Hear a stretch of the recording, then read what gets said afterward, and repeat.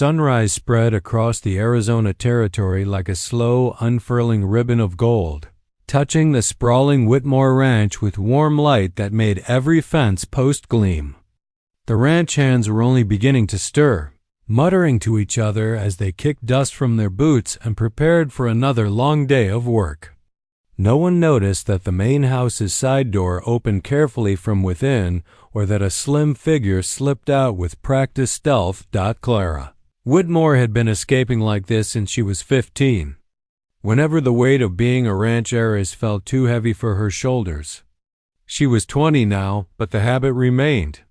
Her father believed a woman like her should ride only in the most civilized parts of the land, always escorted, always supervised, always trapped behind the polite walls of society.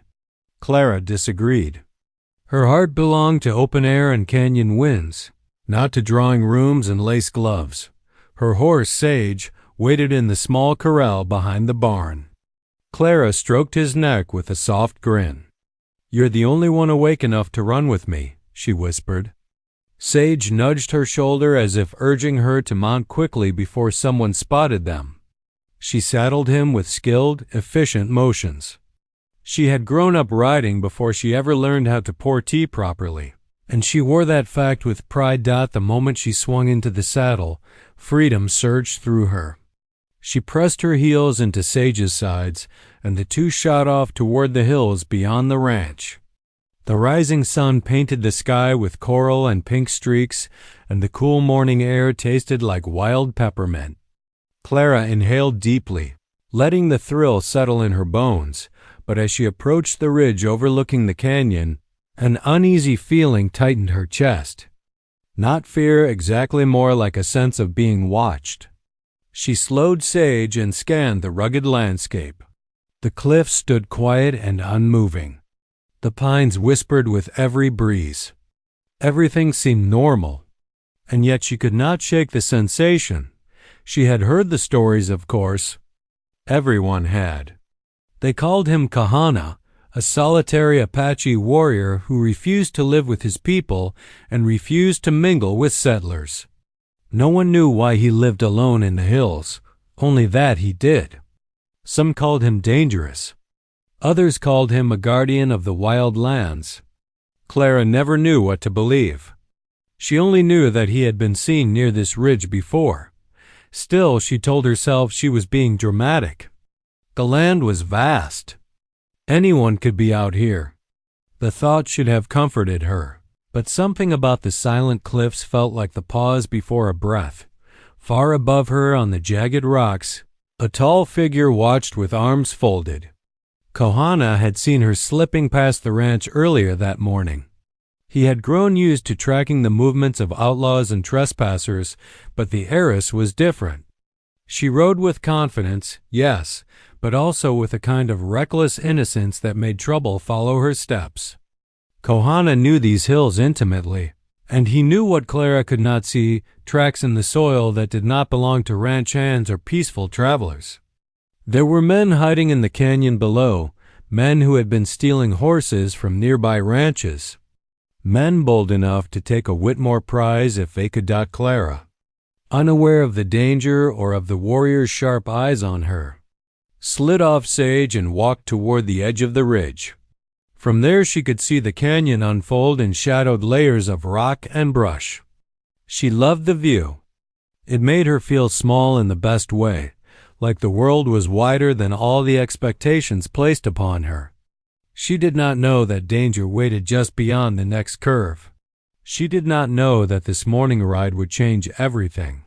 She only knew that freedom tasted sweet and that she wanted more. Kahana moved silently along the ridge, each step so balanced and controlled that not a single pebble shifted under his moccasins. The land here recognized him the way an old friend recognizes familiar footsteps. He had been raised to listen to the earth as if it breathed, to read the wind as if it whispered truths. And on this morning the wind carried a warning he could not ignore. From his vantage point, he watched Clara Whitmore dismount her horse near the canyon edge, unaware of the danger gathering below her. He knew her by sight, though they had never spoken. She had wandered into Apache territory more times than he liked. She carried herself with a mix of confidence and stubborn fire, a combination that made her fearless in places where she should have been cautious. Kohana respected bravery, but he knew when bravery slid into carelessness. And this girl flirted with that line far too often. He crouched and examined the fresh tracks in the dirt. 3 horses, moving fast and trying hard not to be noticed. Thieves. The same men who had stolen from ranches along the border these past weeks. They always moved in small groups and targeted places with weak defenses. They had never dared to come this close to Whitmore Ranch before. That they were here now meant they were growing bolder, or more desperate. Kohana followed the trail deeper into the canyon, moving quickly but quietly. In a narrow wash between 2 cliffs, he spotted them, 3 men crouched low, their horses tied in the shade. They were armed, whispering to one another, watching Clara through binoculars. One of them spat into the dirt and muttered about the pretty little prize wandering all alone. A cold, sharp anger settled into Kohana's chest. The canyon had always been dangerous, but the danger was meant for him, not for unsuspecting ranch daughters with curious minds and restless spirits. He stepped back into the shadows, calculating. He could wait for Clara to leave and then deal with the outlaws himself, but he could already see that she was lingering, studying the cliffs, enjoying the morning. She didn't sense the predators watching her. She didn't realize she had only minutes until they decided to move. Kohana made his decision. There was no time to waste. He climbed back up the ridge quickly, his dark hair whipping in the wind. Clara was still standing near the ledge, admiring the view, unaware that her morning ride was seconds away from turning deadly. He whistled sharply, a cutting sound carried by the wind, meant to draw her attention. She spun around, startled, searching for the source. But Kohana stayed hidden. He didn't want her panicking, he wanted her moving. Below him, the thieves mounted their horses. The attack was about to begin. A growl, low and furious, built in Kohana's throat. He had no more time for warnings. He sprinted down the slope, moving with the ferocity of a storm breaking loose. Gravel scattered beneath him, tumbling down the cliffside, and Clara finally turned fully toward the movement. Their eyes met for the first time. She froze not in fear but in pure, startled awe. The stories she had heard about a lone Apache warrior suddenly felt real, standing only a dozen yards away with a fierce, commanding presence. "Ride," Kohana barked, pointing behind her. His voice was deep, controlled, and edged with danger. Clara blinked in confusion. "What?" Now, the finality in that single word snapped her into motion. She scrambled onto Sage just as the first outlaw burst into view from the canyon floor. Clara gasped. The man was charging straight at her, gun drawn. Kohana didn't give him the chance to fire. He launched himself forward with a force that seemed impossible from a single man. He slammed into the outlaw, knocking the weapon out of his hand and sending both men rolling across the ground. Clara clutched the reins with trembling hands, watching in stunned shock as the warrior fought with a deadly precision she had never seen. The other thieves hesitated, startled by the sudden ambush. That hesitation saved Clara's life. "Go!" Kohana shouted again, his voice echoing off the canyon walls. This time, Clara obeyed without question, urging Sage into a frantic gallop. As she fled, one final thought burned into her mind. She had just met the fiercest man she had ever seen, and he had risked himself for her. Clara's heart pounded in her chest as Sage's hooves pounded against the rocky path of the canyon. Dust and loose pebbles skittered in every direction, and the early morning sun glinted off the cliff walls, creating fleeting shadows that danced and shifted with every frantic step. She tried to process what had just happened. 3 men ready to attack, a warrior appearing from nowhere, and a voice that had commanded her life-saving action. Her mind struggled to keep up with the adrenaline surging through her veins. The canyon was narrow, twisting, and unforgiving. Each turn threatened to slow her horse. Each boulder became a potential hazard. Clara's fingers gripped the reins tightly, white-knuckled, as she guided Sage through the steep, treacherous terrain. She could feel the wind whipping against her face, tangling her hair and stinging her eyes. But she ignored it, focused entirely on moving forward, away from the danger that seemed to cling like shadows on every rock face. Kohana moved behind her, a silent shadow in the early light. He didn't ride. He ran. Every stride was controlled, precise, and efficient. His eyes scanned constantly, taking in the canyon's angles, the rocks that might give the thieves an advantage, the gaps in the cliffside that could serve as hiding spots.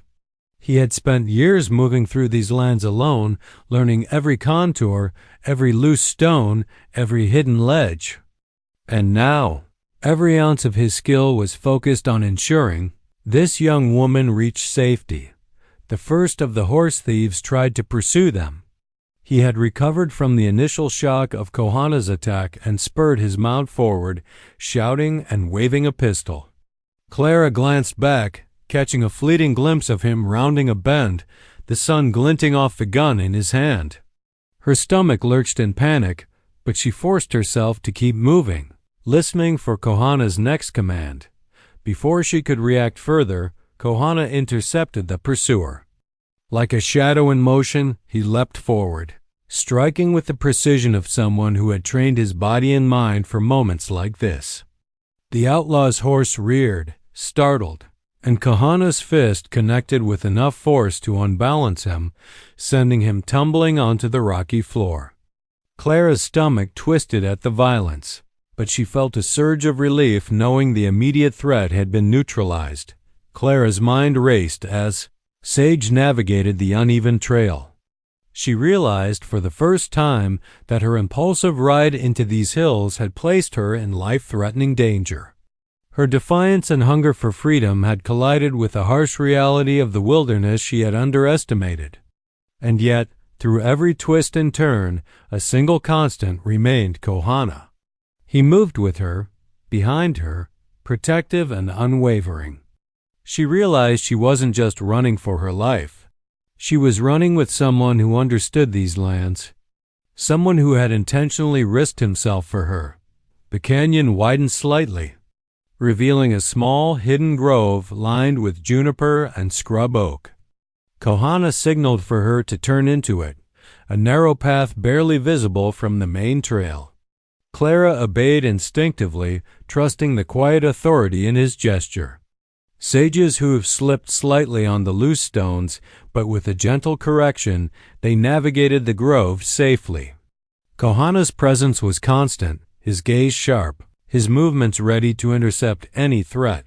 For the first time since she had mounted Sage that morning, Clara allowed herself to breathe.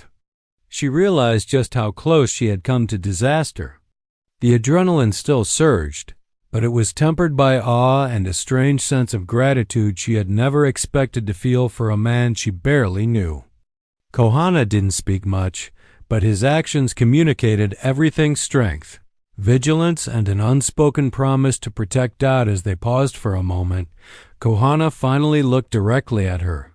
His dark eyes, intense and unwavering, seemed to see straight through her into the recklessness, the courage, the fire that had driven her into danger. Clara felt her heart skip a beat. This man, this warrior of the canyon, had changed everything about her morning, about her understanding of the wilderness, and about the safety she had always taken for granted. The encounter had been brief, violent and dangerous, yet it left her with a singular, undeniable realization. Kohana had saved her life, and in doing so, had already claimed a place in her thoughts she hadn't anticipated. Clara's eyes fluttered open to a dim, amber glow that filtered through a small, hand-carved window. The air smelled faintly of cedar and burning wood, warm and earthy, a sharp contrast to the crisp canyon breeze outside. Her head throbbed lightly, and for a moment she struggled to remember where she was. The events of the morning, the ambush, the men, the warrior rushed back like a tidal wave. Her body ached in places she hadn't realized were bruised, her hands trembling slightly from the adrenaline that still coursed through her veins. As her vision adjusted, she noticed she was wrapped in a heavy blanket, lying on a simple cot made of wood and animal hides. The cabin was small but meticulously organized, with shelves carved into the walls, pots hanging over a modest hearth, and weapons neatly arranged on one side. The space radiated a quiet order, a controlled sense of purpose that made Clara instinctively respect it. From the shadows near the hearth, Kohana watched her with his usual calm intensity. His dark eyes, so sharp and alert, softened only slightly as he saw her stirring. He had not spoken since the moment he had saved her, preferring to observe, to make sure she was truly safe before breaking the fragile silence. He was a man of action, not words, and his presence was both commanding and protective. Clara tried to sit up, her body protesting, but Kohana was immediately at her side, guiding her back gently. "You're hurt," he said simply, his voice low and controlled. There was no accusation in it, no scolding, only recognition of the danger she had faced. Clara realized that his words carried the weight of truth, and a shiver of awareness ran through her. She had been reckless. She had ignored the warnings and ventured too far, and yet here he was silent, steady, watching over her. "I'm fine," she whispered, embarrassed to be caught in such a vulnerable state. Her pride, stubborn as it was, bristled at the thought of being seen helpless. "You were lucky," Kohana said, placing a rough but careful hand near hers, guiding her to remain seated. "Not everyone survives a canyon ambush." There was no exaggeration in his tone. She could sense the sincerity behind his words. The calm certainty in his presence made her realize that she was still alive because of him. And that thought left her with a strange, fluttering mixture of fear, gratitude, and fascination. The cabin was quiet except for the soft crackle of the hearth and the distant wind whistling through the canyon cracks. Clara studied Kohana as he moved about the small space, preparing water in a tin cup and tending to a modest fire. His movements were precise, deliberate, almost ritualistic. Every motion seemed to reflect years of survival, discipline, and an intimate knowledge of the harsh land that surrounded them. There was a grace in his strength, a quiet authority that demanded attention without ever asking for it. "I didn't mean to intrude," she finally said, her voice trembling slightly as she tried to regain composure. I like to ride alone." Kohana's gaze met hers, steady and unwavering. "The canyon is not safe for those who ride alone," he said. "And it is certainly not safe for someone who does not understand its dangers." His words were firm, but not cruel. They carried the weight of experience and care, and Clara could not help but feel the truth in them. For the first time that morning, she allowed herself to relax, leaning back against the blankets and letting the warmth seep into her chilled body. She realized she was exhausted, more mentally than physically, from the rush of the ambush, the adrenaline, and the constant awareness of danger. And yet, in that moment, a spark of curiosity ignited inside her, curiosity about the man who had saved her, who moved like a shadow and spoke so few words, but whose presence had already imprinted itself on her thoughts. As the firelight flickered across the wooden walls, casting long shadows, Clara understood something she hadn't before. She was in unfamiliar territory, physically and emotionally, and yet she felt an odd sense of safety. The warrior had not only saved her life, he had created a space where she could breathe, reflect, and perhaps, unknowingly, begin to trust him. Night fell over the canyon with sudden intensity, blanketing the jagged cliffs in shadow and filling the small cabin with flickering amber light from the hearth. Rain began to drum against the roof, first as a soft patter and then as a steady downpour, rattling the windows and sending a chill through the air. Clara shivered, tucking the heavy blanket closer around her shoulders. Her earlier adrenaline had faded, replaced by exhaustion, the chill, and an unfamiliar flutter of nerves she could not name. Kohana remained near the fire, sharpening a knife with meticulous care. The soft scrape of metal against stone echoed through the cabin, oddly rhythmic and strangely soothing. He was calm, controlled, his dark eyes glinting in the firelight. Clara watched him from the cot, her mind racing. There was a raw strength about him, an intensity that both intimidated and intrigued her. She had never met anyone like him, someone who carried danger, discipline, and dominance in every measured movement, yet who had just saved her life without hesitation. The storm outside grew louder, and Clara found herself restless. She had never felt comfortable sleeping alone in a strange place, and the cabin's shadows seemed to press closer with every flash of lightning. She shifted on the cot, trying to find a comfortable position, and finally gave in to the temptation to approach the fire. Hoping to warm herself, Kohana's gaze flicked toward her, dark eyes assessing. Sharp as a hawk's. "You should stay where you are," he said. Voice low, deliberate, carrying authority she could not ignore. Clara felt a flush of warmth rise to her cheeks, not from the fire, but from the commanding tone in his voice. "I'm cold," she admitted softly, almost whispering, though she did not dare meet his eyes. "And restless." He paused in his task of sharpening the knife, tilting his head slightly. Then, as if deciding something, he spoke with an edge of humor that was laced with warning, his voice low and smooth. "If I catch you under my sheets, you'll thank heaven for it." Clara froze. The words hit her like a thunderclap. Her heartbeat quickened, her face burning with heat. She had expected Kohana to be stern, commanding, protective, but not teasing, not daring in a way that made her pulse leap. She swallowed hard, trying to steady herself.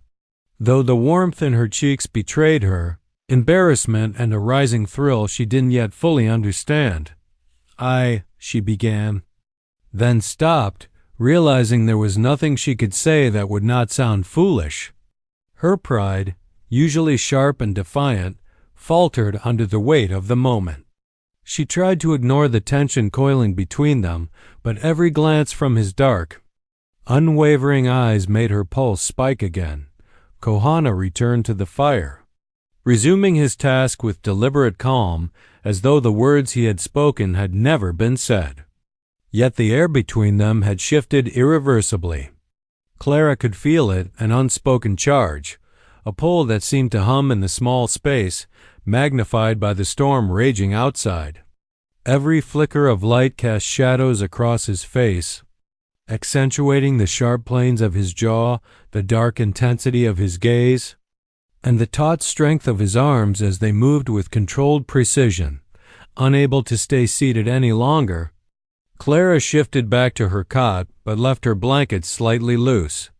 Aware that Kohana's presence filled the cabin in a way that left little room for pretense, she felt exposed yet strangely safe, the paradox settling over her like the storm itself, wild, unpredictable, and impossible to resist. Kohana glanced at her briefly, acknowledging the tension, but said nothing further.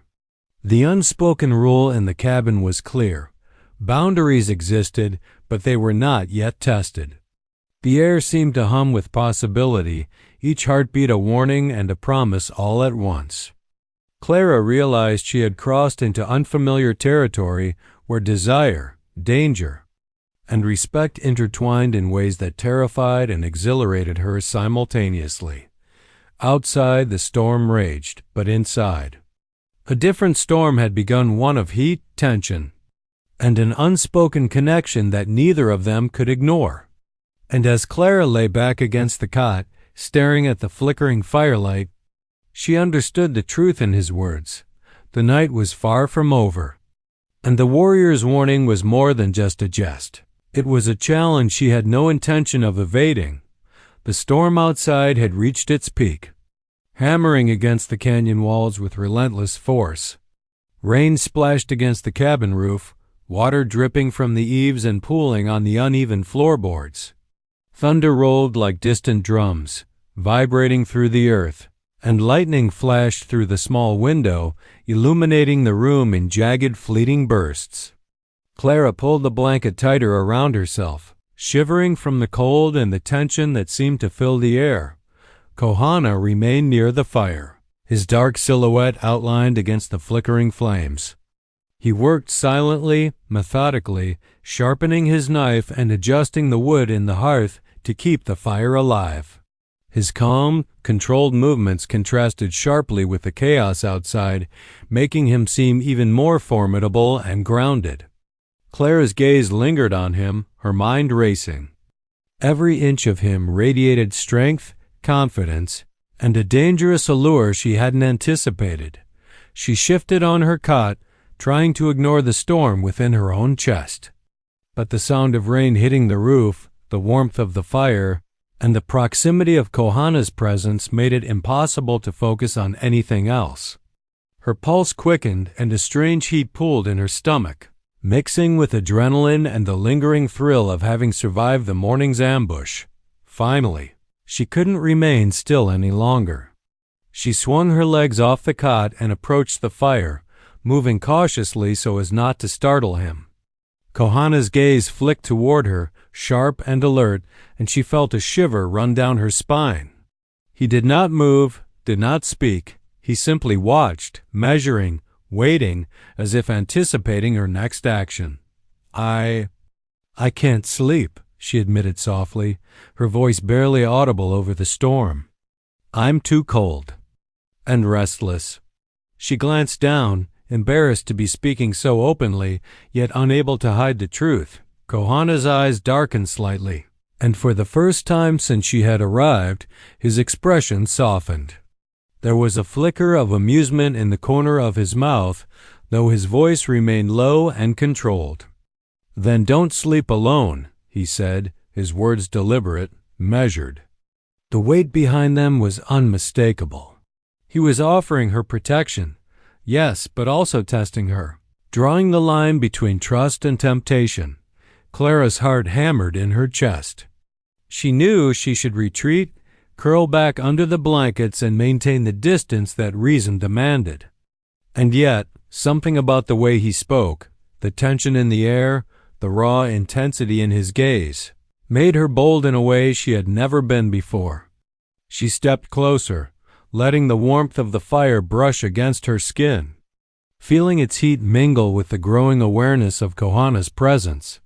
The room seemed to shrink, the cabin suddenly too small for the two of them to avoid noticing the electric pull between them. Lightning illuminated the sharp lines of his jaw, the dark intensity of his eyes, and the taut muscles of his arms as he leaned slightly toward the fire. Clara's breath caught in her throat. She had never felt desire like this, so sudden, so consuming, yet tempered by the undeniable authority and protective strength of the man before her. For a long moment, they simply stared at one another, the storm outside and the crackling fire inside framing the tension between them. Clara's mind raced with a mixture of fear, anticipation, and a deep curiosity about the man who had saved her life and now commanded her, a tension in ways she could not resist. Finally, unable to bear the silence, she whispered, almost to herself, I don't know what to do." Kohana's voice cut through the tension, low and commanding, yet with an edge of restraint. "Then let me guide you." In that single sentence, Clara understood everything. He was offering her safety, yes, but he was also acknowledging the undeniable connection that had sparked between them. And in the storm's relentless fury outside, something new stirred inside her, a desire to explore the dangerous, thrilling and intoxicating pull of the man who had rescued her, the warrior who had already begun to claim a place in her heart. As the rain hammered the cabin, they moved closer together, careful yet drawn by the magnetic tension that neither could deny. Heat and anticipation filled the room, a storm of their own making as the night stretched on, unpredictable, electric, and impossible to resist. The storm had passed by the time dawn broke, leaving the canyon washed in a soft, pearly light. Rain-soaked cliffs gleamed in shades of gray and gold, and the scent of wet earth and pine lingered heavily in the air. Clara stirred under the blankets, her body sore but her spirit restless. The adrenaline from the previous day's danger still hummed faintly in her veins, and though she had survived, she knew the world outside the cabin was far from safe. Kohana had already risen, tending to Sage, who had been tied to a nearby post outside the cabin. The horse shook water from its coat, stamping its hooves in the muddy ground. Kohana's movements were fluid, precise, as if every action had been carefully practiced 1,000 times. He did not glance at Clara. His focus was elsewhere, scanning the canyon's edges and distant ridges. His instincts were as sharp as ever, alert to any movement, any sign of danger. Clara dressed quickly, the chill in the morning air making her pull her coat tighter around her. She realized for the first time that the wilderness was not forgiving, that her own recklessness could have cost her everything. Yet even in her fear, she felt a strange thrill, a fascination with the man who had saved her life and whose presence now lingered in her thoughts with an intensity she could not deny. As she stepped outside, she saw movement in the distance. 3 figures emerged from the tree line, cautiously advancing along the ridge. Clara's stomach dropped. The horse thieves. They had tracked them overnight, driven by greed and desperation. Kohana's eyes narrowed, and the air seemed to grow heavier, charged with tension. "Stay close," he murmured, his voice low and commanding. Clara obeyed instinctively, feeling the strange security that came from his proximity. Kohana mounted Sage with a swift, practiced motion, his eyes never leaving the approaching threat. Clara climbed onto her own horse, her hands gripping the reins tightly. The thieves called out, their voices rough and taunting. "We know you're in here. Come out, pretty girl, or your Apache friend won't save you this time." Their arrogance only fueled Kohana's determination.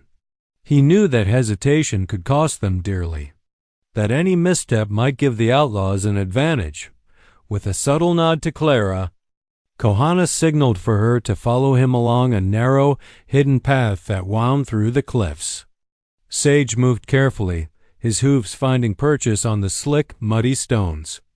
Clara's heart pounded as she struggled to keep pace, her nerves raw but her trust in Kohana absolute.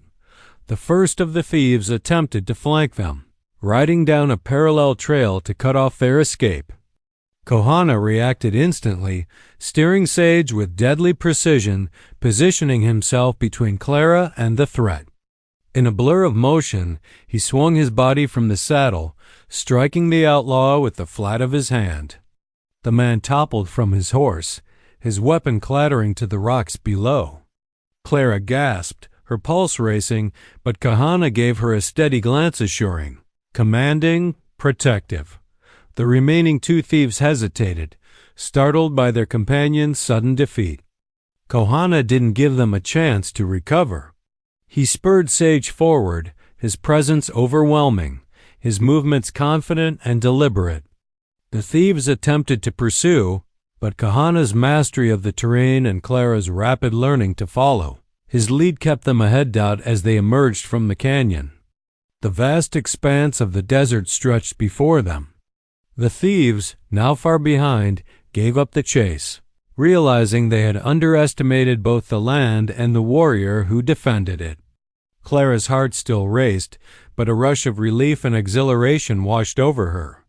She had survived the ambush, the night in the cabin, and now the renewed danger of the morning. She glanced at Kohana, riding silently beside her, his dark eyes alert but calm. A man of strength, protection, and quiet authority. She realized that her life had changed in ways she could not yet understand. The canyon, the storm, And the warrior had tested her, challenged her, and awakened feelings she hadn't known existed. As the sun climbed higher, warming her face and drying her soaked clothes, Clara understood that she had discovered more than just survival. She had discovered trust, courage, and a strange, undeniable pull toward the man who had saved her life, guided her through danger, and already begun to claim a place in her heart. By the time Clara Whitmore returned to the sprawling ranch, the sun had climbed high into the Arizona sky, turning the dry plains into a tapestry of gold and green. The air smelled of hay, dust, and the faint tang of cattle, and the familiar sounds of ranch life, the lowing of cows, the clatter of tools, and the distant calls of hands at work welcomed her home. Yet Clara felt anything but comfortable. She had returned from the canyon not just changed by the storm and the near attack, but transformed by the presence of Kohana, the Apache warrior who had saved her life and remained etched in her thoughts. Her father, a stern and commanding man who valued order, obedience, and control, spotted her from the porch. His expression shifted from surprise to anger as he strode toward her, his boots kicking up small clouds of dust. "Clara," he barked, his voice echoing across the yard. "Where have you been? Riding alone in these hills is reckless, outright dangerous." His eyes narrowed as he took in her drenched clothing and the mud-streaked boots. "Do you have any idea what could have happened to you?" Clara's pulse quickened, but this time, instead of shrinking under his glare, she squared her shoulders. "Yes, I know," she said calmly, her voice steady despite the adrenaline still thrumming through her. "I know exactly what could have happened. But I also know that I am alive, and it is because someone was there to protect me." Her father's face darkened further. "And who would that be?" he demanded, suspicion lacing every word. Clara did not hesitate. "Kohana, the Apache warrior who saved me in the canyon. He guided me through the storm and protected me from men who wanted to harm me." Her father's jaw tightened. "I don't want him here, Clara. You have no business seeing this man. He is a stranger. You do not understand the danger you are putting yourself and this ranch in." Clara's hands tightened on her coat. For years she had been told what she could and could not do, where she could ride, who she could trust. And for years she had obeyed. But something had shifted. She had faced death in the canyon. She had seen strength and honor in a man who did not belong to her father's rigid world, and she had discovered courage she had never known. She would not let fear dictate her life. "I understand exactly what I'm doing," Clara said firmly, "and I am not afraid of him. I trust him, and I trust myself enough to know what I need." Her voice carried the conviction of someone who had stared danger in the face and emerged alive. "I will see Kohana again. I will be with him if I choose to be." Her father's anger flared. "This is insubordination," he shouted. "You will obey me, Clara. I am the head of this ranch, and I will not allow you to bring a stranger." "Stop!" Clara interrupted, her voice sharp and unwavering. "I am not a child anymore, Father. I am your daughter, yes, but I am also a woman who has faced danger, who has survived, and who has made her own choices. You cannot dictate my heart or my trust." For a long, tense moment, the air between them seemed to freeze. The ranch hands paused in their work, sensing the confrontation, the weight of history, authority, and defiance clashing in the late morning sun. Her father's gaze softened just slightly, though his pride still warred with acceptance. Clara took a deep breath, her chest lifting with determination. "I will not apologize for surviving. I will not apologize for trusting the man who saved me. And I will not apologize for wanting to stand by him, even if it means defying you." Her words hung in the air like a promise. She was no longer the obedient daughter her father had known.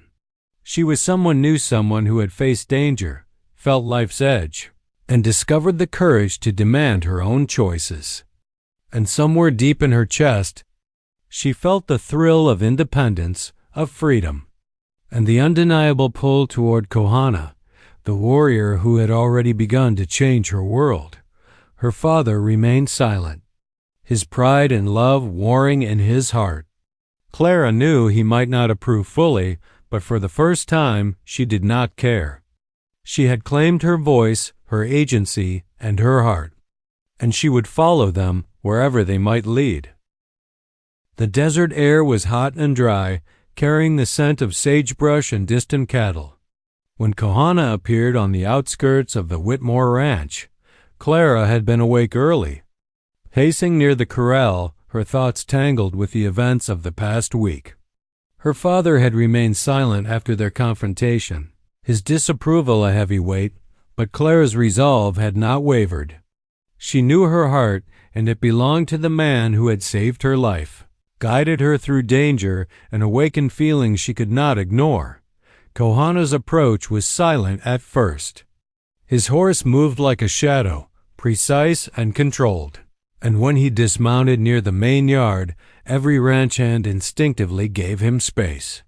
He was a stranger in their eyes, an outsider, yet in every movement he exuded an authority that made hesitation unnecessary. Clara felt a thrill mixed with relief as she saw him. He had come for her, just as he had promised in the canyon, and in that promise was an unspoken truth she had been waiting to hear. "Clara," he said, his voice low but carrying over the distant hum of livestock, "we must talk. There is trouble coming. The men who attacked you in the canyon they will not forget." Clara's pulse quickened.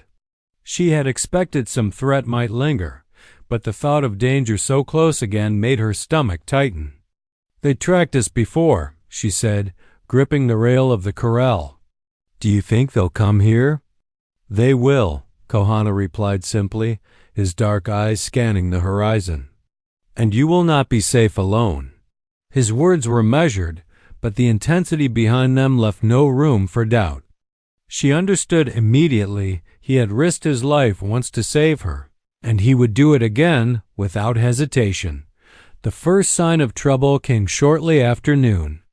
Dust clouds rose in the distance, and the glint of sunlight off metal alerted both Kohana and the ranch hands. The horse thieves had returned, bolder than before, seeking revenge and believing the heiress was unprotected. Clara's father shouted orders to his men, but Kohana moved with a precision and authority that made their efforts unnecessary. He positioned himself between the intruders and the ranch, his presence alone commanding attention. Clara watched, heart pounding, as Kohana's muscles tensed and released with fluid grace. He moved like a shadow through the yard, disarming the first attacker with a swift, controlled strike. The second thief hesitated, stunned by the warrior's skill.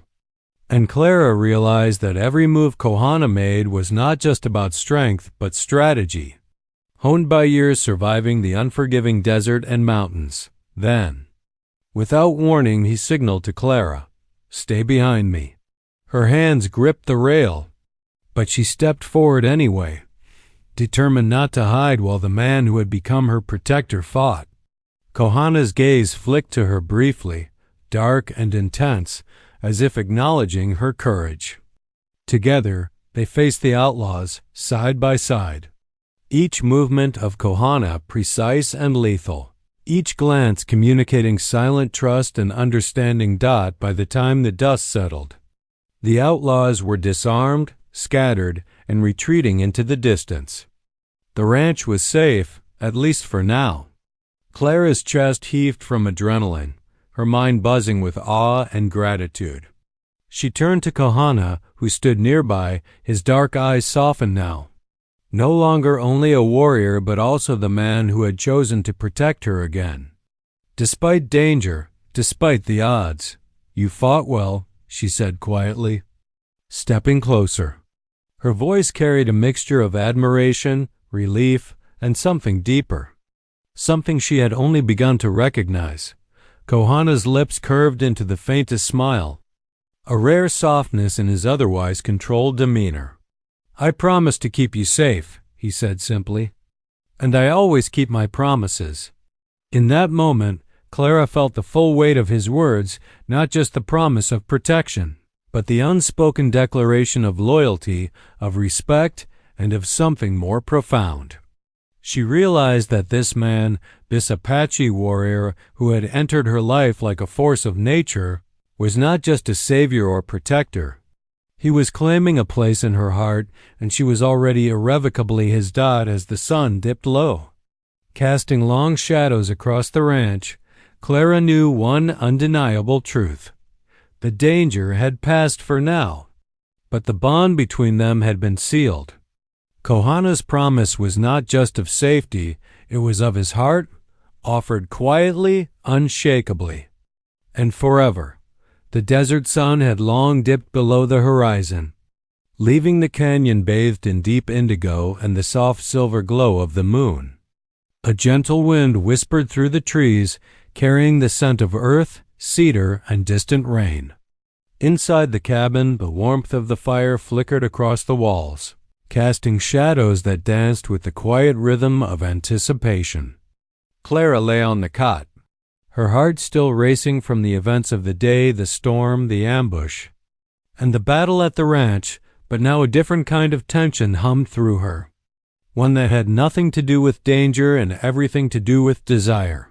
Kohana moved about the cabin, tending the fire and preparing a simple meal. Even in the intimate, domestic motions, his presence radiated power and control, the kind of authority that Clara had grown to trust and, increasingly, to crave. Every movement of his body reminded her of the strength that had protected her, the precision that had disarmed the outlaws, and the unspoken promise that he would always keep her safe dot as he set the meal aside and turned toward her. His dark eyes met hers. There was no need for words. The tension that had built between them over the days through the storm, the ambush, and the peril at the ranch had reached its tipping point. Clara's breath caught in her throat, her pulse accelerating as she realized the inevitability of the moment. She had tried to resist the pull, to keep her distance. But the truth was undeniable. Her heart, body, and soul had already been claimed by the warrior who had saved her. Kohana approached slowly, every step deliberate, controlled, yet charged with a quiet intensity that made Clara shiver. When he knelt beside her, his hand brushing hers, it was not just a touch, it was an assertion, a promise, and a recognition of the bond that had formed between them. His lips barely moved as he whispered, "You are mine to protect, Clara." Her response was instinctive. She reached for him, her fingers tangling in his long, dark hair, pulling him closer. There was no hesitation, no doubt. The danger they had faced together had forged a trust and intimacy that words could not capture. This was not a fleeting moment. It was the culmination of everything, the fear, the thrill, the passion, and the unwavering loyalty that had been built over days of chaos and tenderness. The firelight flickered across their faces as Kohana drew her into his embrace. His hands, strong and careful, guided her as if she were both fragile and precious, yet equally capable of standing beside him in every challenge. Clara felt a surge of heat, a thrill of anticipation and surrender as she allowed herself to fully trust him.